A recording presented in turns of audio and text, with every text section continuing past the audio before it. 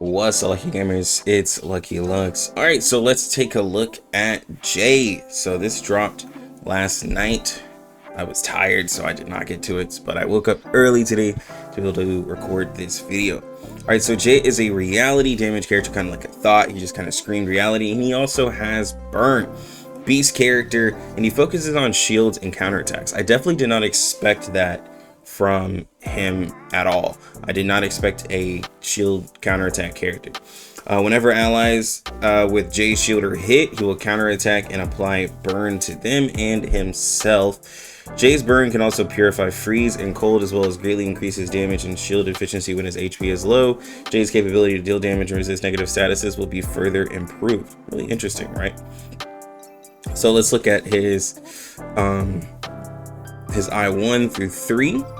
So when attacking, damage dealt is increased based on the amount of burn stacks. After each attack that successfully inflicts burn, gain the same amount of burn stacks. Burn damage received by the caster is reduced, and the damage will not reduce the caster's health below a certain percentage. So basically that's saying, like, when he inflicts himself with burn, he won't kill himself. So that's great to know. Also, he wants to be, it seems like, at a lower health, and he wants to be inflicted with his burn stacks, and you want to apply a lot of burn stacks, so he's obviously going to have an amazing pairing with Isolde. Right, I3, the upper limit of burn stacks carried by the caster is increased. When in the burn status, the caster becomes immune to freeze and cold at the beginning of the round. If the caster's HP is lower than a certain percentage, dispels all negative stats and stats down with the exception of burn, and increase the caster's crit rate. So this part is really interesting because the burn stacks usually go up to 30. So it seems like he's gonna up the cap to be able to put on himself, because, like, I can see with having Isolde, you'll be putting burn out quite a bit, especially with having him there. I'm wondering how high it can actually go.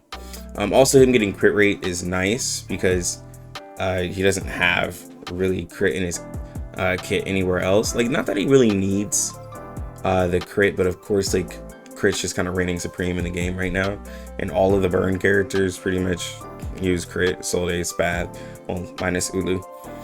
Alright, so skill 1, hardness test. Single targeted attack deals reality damage, inflicts burn status, increases the damage of all allies based on the total of burn stacks. So this is going to be a debuff, and this is going to be a simple attack that he does. I love the effects on the attack though.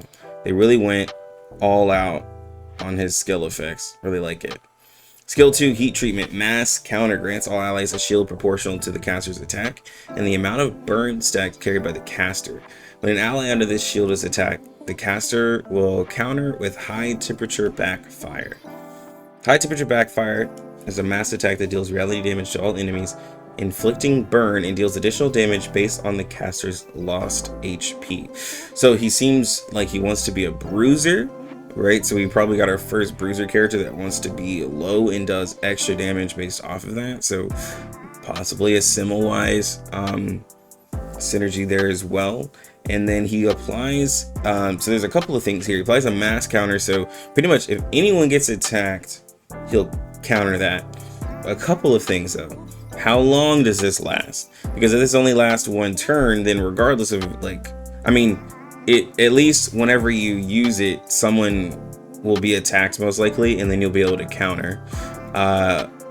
Does the counter work like Babel, or does it work like Desert Flannel, where once you're attacked, it's gone? Or is it while the shield is up, right?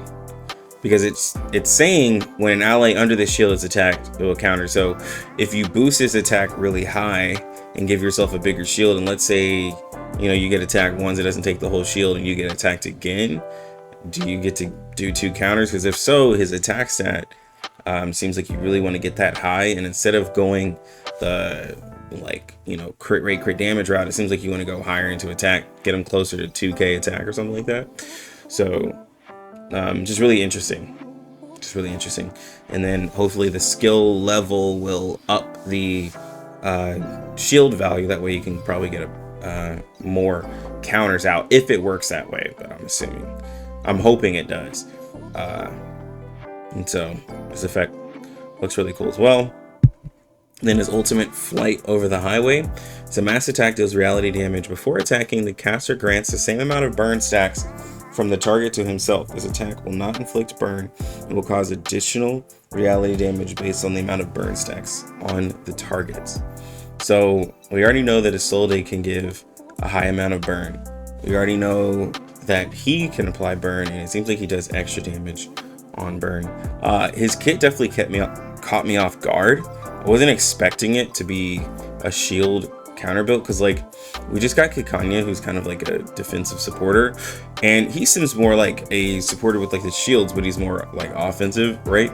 I don't really think that he's the DPS of the patch, because he has a debuff ability and then a counter ability, even though they both lead to damage. I'm guessing he's going to be the support and McCurry is going to be the DPS. But everything in his kit screams damage, and he doesn't really seem like he doesn't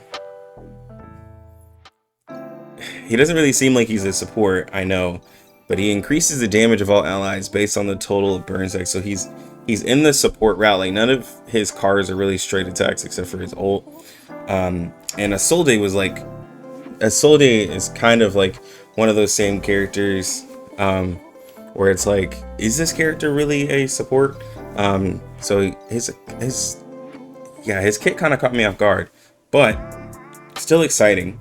Do I think this character is going to be stronger than Spalladia? No, not really. Actually, I think that depending on how you want to make your teams, you could definitely put him and Spalladia on the same team. Simple fact that he doesn't, like, the only ability that it seems like you really want to use on him the most is either his counter and his debuff, and you could probably make Isolde like a background character and have him kind of be aggressive if you were trying to use him and Spalladia together, because they just both do burns. Spalladia does more damage. If there's burns, you can just have her stack her abilities, and he can kind of take care of the AoE side with Isolde, and then Spalladia can take care of it, and then you just put a healer. Of course, hopefully his damage dealt buff is decent.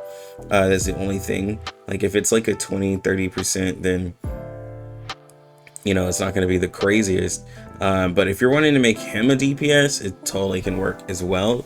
If you pair him with Isolde, and then I would probably put either Gutien or Semmelweis with him, and then drop a healer, and you would work out, because like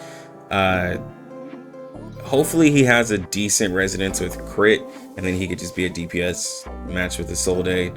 Just put whatever, like I said, whatever healer that you want, and then Semmelweis, and he'd probably be able to do a lot of AoE damage as well.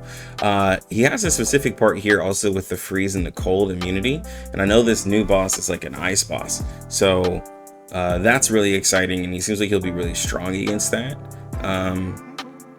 So I'm looking forward to him. I like everything in his kit screams like he's gonna be a DPS, but I'm thinking he's a support of the patch, because like he just has nothing but counter and debuff, and most of the DPS characters that we've seen don't have that. But anyways, guys, let me know what you think about his kit. Are you excited for him? He looks really cool. Very excited to try him out and be pulling him Wednesday once the patch is out of maintenance, and we will try him out in the roguelike and limbo. I have all of the characters that we can try with him, so very excited. But again, like the video to support, and also sub to the channel if you want to get more of this information. But anyways, I'm Lucky Lux, you lucky gamers, have a good one. Lucky Lux out.